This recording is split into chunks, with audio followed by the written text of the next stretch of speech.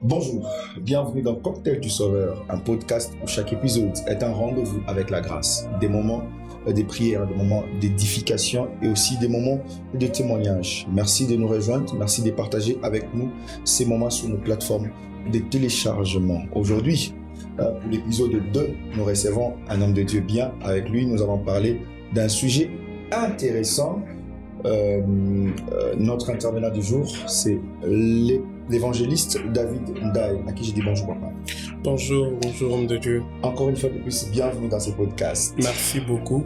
Alors, tout de suite, on parle de la présentation. Qui est papa David? Merci beaucoup. Bonjour à tout le monde. Et papa David est évangéliste du ministère. Il est pasteur de l'Église missionnaire internationale pour Christ. En même temps enseignant en théologie, conférencier, écrivain, voilà un peu ce que je peux dire. Voilà, vous réalisez ensemble avec nous que l'intervenant de ce soir est mieux placé pour pouvoir échanger avec nous. Alors, Cocktail du Sauveur passe chaque semaine, c'est un programme hebdomadaire sur nos plateformes. Merci de vous abonner et de nous laisser des messages en commentaire, des questions, des suggestions, de besoins de prières, ou même si vous avez besoin d'entrer en contact avec les intervenants, laissez-nous juste un message pourvu que nous puissions partager avec vous. Et le grand sujet d'aujourd'hui, c'est perdu et retrouvé. Et ce grand thème est tiré du livre de Luc, le 15e chapitre. Papa, on parle de perdu et retrouvé. C'est une question et un sujet très important, et surtout en ces temps de la fin. Perdu et retrouvé, nous voulons d'un côté donner l'occasion à tous ceux qui sont perdus, leur montrer qu'il y a toujours une voie de retour, et de l'autre côté, comme une interpellation pour dire qu'il est possible de se perdre. Voilà un peu l'importance de ces sujets. Déjà pour se lancer dans les vifs de notre sujet, papa, oui. Perdu et retrouvé. L'essence, le contexte, tout ce qui va avec la profondeur du message. Ok. Le livre de Luc au chapitre 15, généralement, moi je l'aime beaucoup parce qu'il nous apprend aussi beaucoup de choses. Quand vous entrez dans le texte à l'intérieur, vous allez trouver que Christ est en train de parler de 3 paraboles. Et dans les 3 paraboles, nous voyons qu'il y avait, le perdu, oui, mais également le retrouvé. Donc pour Jésus, c'est vraiment un passage purement évangélique en fait, mais avec 3 sortes de perdus différents. Donc il y a 3 sortes de perdus et la méthode de retrouver ces perdus est aussi différente. Mais la grande chose, c'est que c'était perdu au départ, mais au finish, c'était retrouvé. Papa, 3 sortes de perdus. Oui.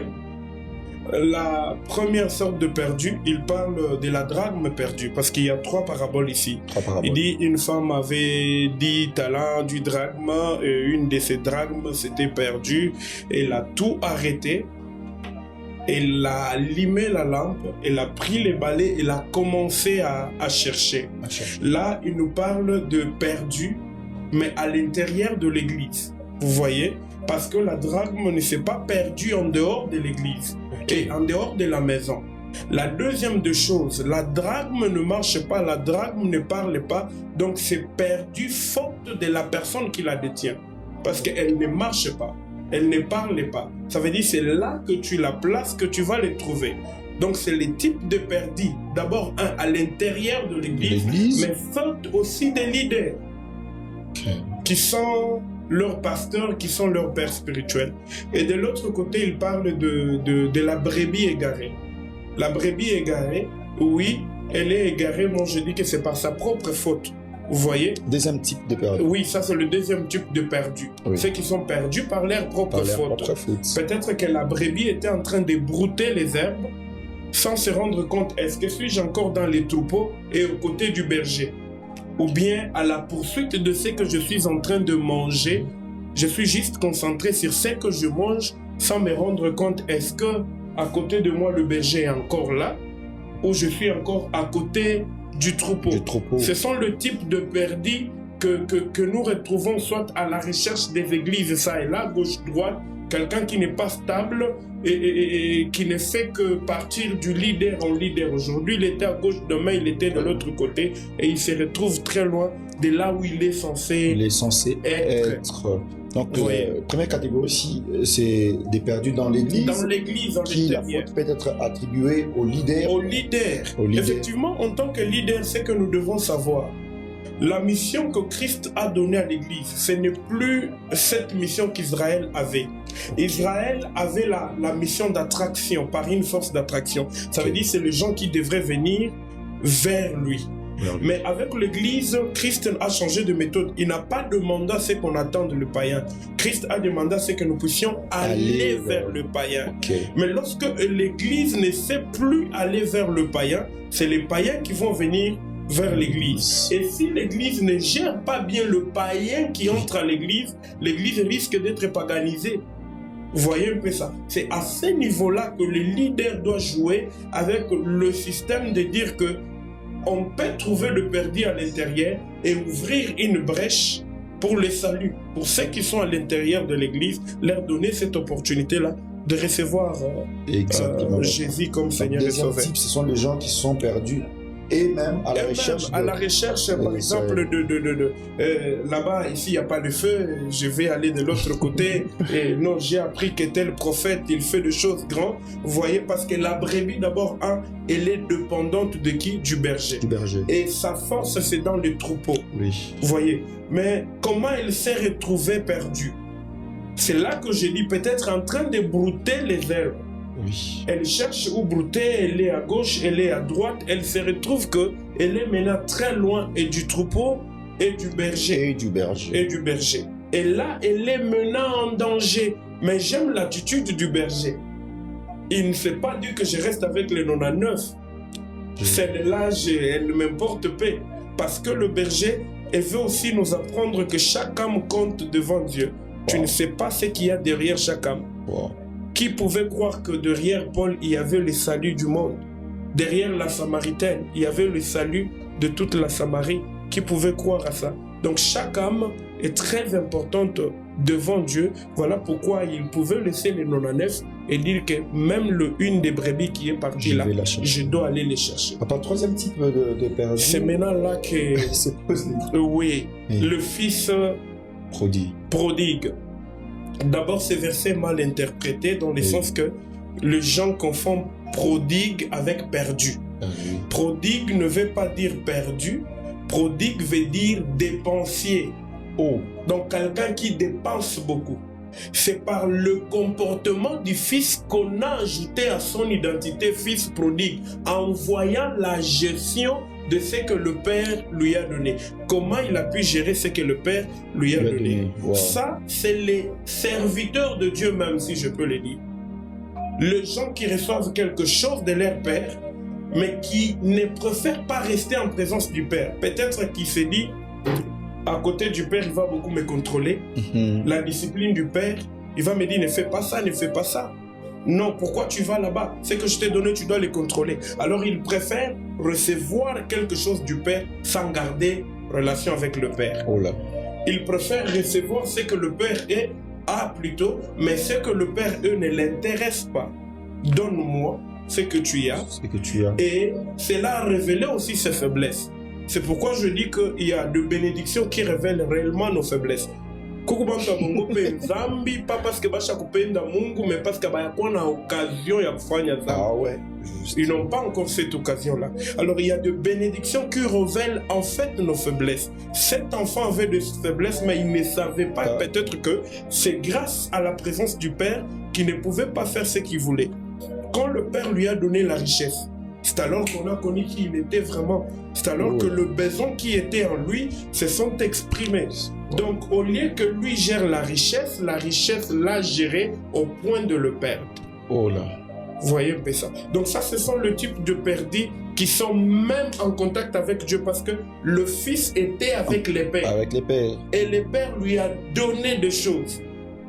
Il y a un de ces serviteurs qui ont reçu la grâce de Dieu, le ministère l'appelle le don, mais qui préfèrent aller loin avec les dons, travailler pour leur propre compte que les comptes du Père. Et ils se retrouvent très loin. Et ça, c'est un sérieux problème, surtout dans l'Église actuellement. Et la jeunesse et tout ce qui va avec les mouvements, ça pose vraiment problème. Un très grand problème et que Dieu nous aide. Je posais la question à quelqu'un, je lui ai dit, j'étais beaucoup cherché. Il dit, pasteur, j'étais en retraite. Je lui ai dit, tu demandais quoi? J'ai demandé la puissance de Dieu. Je lui ai posé une seule question. Pourquoi tu demandais la puissance de Dieu? Parce que le plus important, ce n'est pas les quoi, mais c'est les pourquoi. Vous voyez, ce n'est pas ce que tu demandes, mais la raison pour laquelle tu demandes qui influence même ce que tu demandes. Ouais, un peu ça. Il y a des gens qui viennent vers Dieu, pas pour Dieu, mais pour eux. Oh là. Hein? Je peux même le dire en swahili. Beko natumikisha Mungu olia kumtumikia. Ils viennent se servir du nom de Dieu pour eux. Pour eux, et non pas servir Dieu. Pour Dieu. Vous voyez, c'est un peu l'exemple de ses fils. Il a besoin de quelque chose que le père peut lui donner. Quand le père le lui donne, il dit, ah, là je suis maintenant libre, je peux aller faire ce que je veux. C'est vraiment grave. Que les Seigneurs nous aident ensemble avec tout ce qui vont suivre, ces numéros, pour comprendre ensemble avec nous les types de perdus qu'il y a dans l'Église et dans l'œuvre du Seigneur aussi. Papa, les retrouver. Les retrouver. En tant qu'évangéliste, je suis en train de prier depuis un temps pour que le Seigneur nous aide et qu'il aide toute l'Église à comprendre. Tout ne gagne pas tout le monde. Oh là. Vous voyez un peu ça? Tout ne gagne pas tout le monde. Non. Ce qui t'a gagné, toi, ne m'a pas gagné, moi. Vous voyez un peu ça? Quand vous voyez derrière le témoignage de chacun, il y a celui qui va te dire que moi, c'est parce que j'étais tombé malade que je me suis dit non, que je donne ma vie au Seigneur. Oui. Alors, quand vous voyez la femme, elle a allumé la lampe, elle a pris les balais. Mais pour le berger, il fallait laisser les brebis. Pas en désordre. La Bible dit il les a cachés dans le montagne. Ça veut dire on ne gagne pas pour perdre. Oui. Ça veut dire sécuriser d'abord ce qui me reste avant d'aller chercher l'autre. Là, il devrait quitter et partir.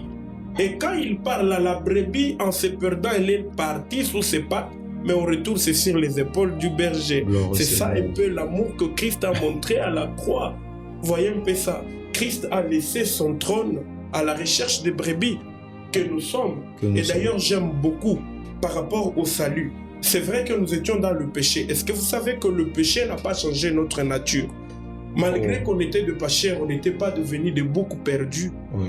Nous sommes restés des brebis, mais les brebis qui ne sont plus à leur place. À leur place. Brebis, mais perdus. Voilà pourquoi Christ dit, je viens chercher les brebis qui sont perdus.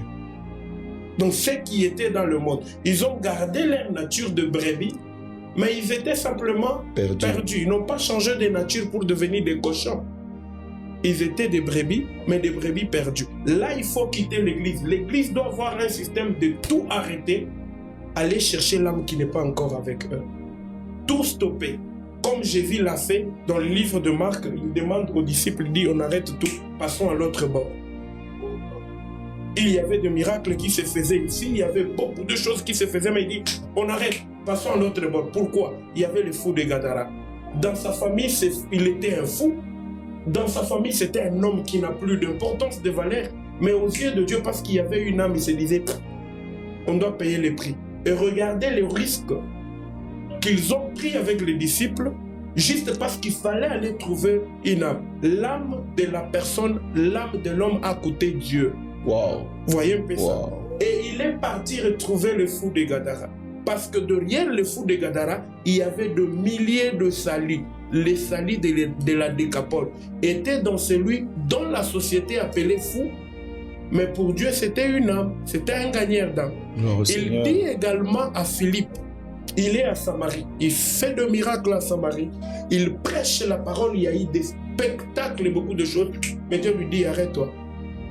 Va sur un chemin qu'on appelle désert. Seigneur, pourquoi j'ai une foule ici? Tu me demandes d'arrêter. Parce que chaque âme compte. Là-bas, ici tu as une foule, c'est déjà gagné. Mais il y a encore l'unique Éthiopien qui est sur la route que tu dois aller gagner. Vous voyez un peu ça. Donc avec la brebis, l'église doit tout arrêter. Sortir sur le rue, sur les avenues, crier et montrer aux gens le chemin pour qu'ils reviennent. Mais avec le fils prodigue, faut prier pour lui. Il faut prier que la conscience revienne en lui. Il faut prier que Dieu l'aide. C'est vrai, nous pouvons aller le chercher, mais le Fils, personne n'est allé le chercher. La Bible dit il est rentré en lui-même. Oui. Comment est-il rentré en lui-même? Quelque chose m'interpelle du côté de son papa. Quand le Fils rentre, la Bible dit il y avait des serviteurs dans la maison, mais le Père le vit. Si le Père a vu le Fils et que le Père a couru, le Père était où? Dans la maison ou en dehors de la maison? Il était donc en dehors, oui, de la maison. Mais à l'intérieur, il y avait des serviteurs. Pourquoi le Père est dehors? Ça veut dire que ce qui l'intéresse, ce n'est pas les services qu'on lui rend, mais ce qui l'intéresse, c'est les perdus. Par quel chemin va-t-il retourner? Merci beaucoup, papa. On va prendre des versets mal interprétés aujourd'hui. Ok. Il y en a plusieurs versets qui sont tellement mal interprétés. On en prend un seul. Un seul. Prenons le même verset là du 15. livre de Luc 15. Il y en a qui parlent du fils prodigue. On va prendre ce passage-là, le mettre dans le sens des païens. Ouais. En fait, avec le fils prodigue, ça ne s'applique pas aux païens. Avec le fils prodigue, ça s'applique à ceux qui étaient déjà sauvés. Parce que vous voyez que le fils était dans la maison du Père, avec le Père, passant du bon moment avec le Père, mais il a décidé d'aller loin du Père, et c'est comme ça qu'il s'était perdu. Alors, si nous utilisons ce passage dans les sens de païens, je ne trouve pas que ça s'applique réellement, mais ce passage ici s'applique plus à ceux qui étaient avec le Père et qui se sont égarés. Qui se sont égarés. Donc aujourd'hui, on comprend que l'histoire du fils prodigue n'est pas forcément liée aux païens, mais c'est aux gens, parce qu'il s'agit d'un fils qui était dans la maison et qui s'est égaré par convoitisme, si je peux le dire comme ça, ou par mégestion, parce que selon l'explication tout à l'heure, dans l'introduction, vous avez dit que prodigue n'est pas quelqu'un qui est parti, mais c'est un dépensier, quelqu'un qui s'est mis à dépenser sans compter les biens que le Père l'a donné. Ça peut être un serviteur qui a reçu un don, un talent, mais qui l'a dépensé abusivement au retour de ses intérêts. Merci beaucoup, Papa David. Merci. On prend un moment important que j'ai toujours aimé, parce que derrière chaque conversion, il y a une histoire que j'appelle une histoire d'amour. La vôtre, comme elle a été. Ouf. La mienne, voilà pourquoi je parle trop de Jésus aujourd'hui. Il y a deux choses qui sont entrées en jeu. La première des choses, c'est la crainte que nos frères du témoin de Jéhovah nous ont inspiré. Que 2000 ans nous allons mourir. Et c'était cette crainte-là. J'ai dit, si je mourais aujourd'hui, je vais aller où? Alors en 1997, je décide enfin de me dire que qu'est-ce qu'il faut que je fasse. Oh là là là là. Deuxième motivation, c'est à l'écodime. Quand on nous parle du passage, car Dieu a tant aimé le monde qu'il ne périsse point. C'est là qu'il ne périsse point. Alors j'ai compris que ne pouvait pas périr pas celui qui prie beaucoup, mais celui qui avait Jésus, parce que Jésus s'appelle la vie. Voilà pourquoi j'ai décidé de dire que non, il faut que je mette ma vie en sécurité en donnant cela à Christ. Oh. Donc par la vie de Papa David, on comprend que le témoignage d'amour est passé d'une fois par la peur aussi. Oui. Les Seigneurs peuvent passer par vos moments de peur. Effectivement, et j'en ai vu dans mon expérience en tant qu'évangéliste, il y a des gens qui ont donné leur vie au Seigneur juste par peur, et cela a produit des fruits. Nous adressons aussi à ceux qui nous regardent, ceux qui peuvent regarder cet épisode. Parfois la peur que vous avez, l'insécurité que vous ressentez, parfois c'est l'appel que le Seigneur vous tend. Effectivement. Papa, question-réponse. 2 questions vite fait. Ok. Peut-on perdre son salut? Non. On ne peut pas perdre les saluts. Une question qui fait couler beaucoup d'encre. Effectivement, je peux retorquer la même question. Combien de fois nous sommes sauvés? Une seule fois. Alors, si nous sommes sauvés une seule fois, combien de fois, comment allons-nous perdre les saluts? Les saluts produisent des choses en fait. Les saluts produisent la relation, les saluts produisent la communion. Quand on est en palabre avec Dieu, nous ne perdons pas la relation, nous perdons la communion.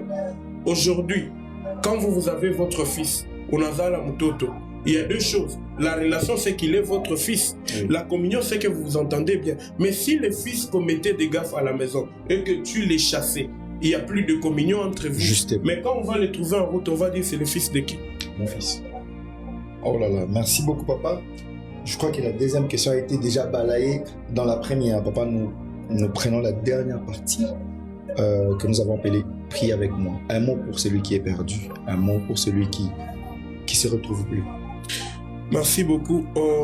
Je voudrais profiter et lancer cet appel à quiconque nous écoute, à quiconque nous suit, de partout où il peut se trouver. Qu'il est grand temps que tu rentres à la maison. Amen. Parce que malgré la saleté du fils, le père est allé l'accueillir. L'odeur du fils perdu n'a pas empêché au père d'aller lui montrer tout l'amour. Reviens à la maison et surtout reviens avant que le père ne meure. Le fils prodigue est rentré avant et au bon moment, avant que le père ne meure. Ça va s'arrêter un jour, il n'y aura plus d'appel au salut. Tu peux profiter de cette occasion pour recevoir Jésus. Rentre avant que les pères ne meurent. Il est encore temps, il peut être tard pour que tu donnes ta vie au Seigneur. Le Seigneur n'attend rien pour rentrer. Il est temps pour nous d'arranger nos vies avec le Seigneur. Merci beaucoup d'avoir suivi cet épisode. Merci beaucoup, papa. Merci beaucoup. Alors, Cocktail du Sauveur revient chaque semaine avec un numéro pour vous édifier. Laissez-nous vos questions, vos suggestions. Vous avez besoin d'entrer en contact avec l'intervenant du jour. Laissez-nous un mot en commentaire. Vous avez besoin d'une église d'attache. Laissez-nous un mot en commentaire. Nous allons vous orienter. Que le Seigneur vous bénisse. Ce que le Seigneur a plus besoin, c'est d'abord vous. D'ici jusque sur vous, portez-vous bien. Shalom.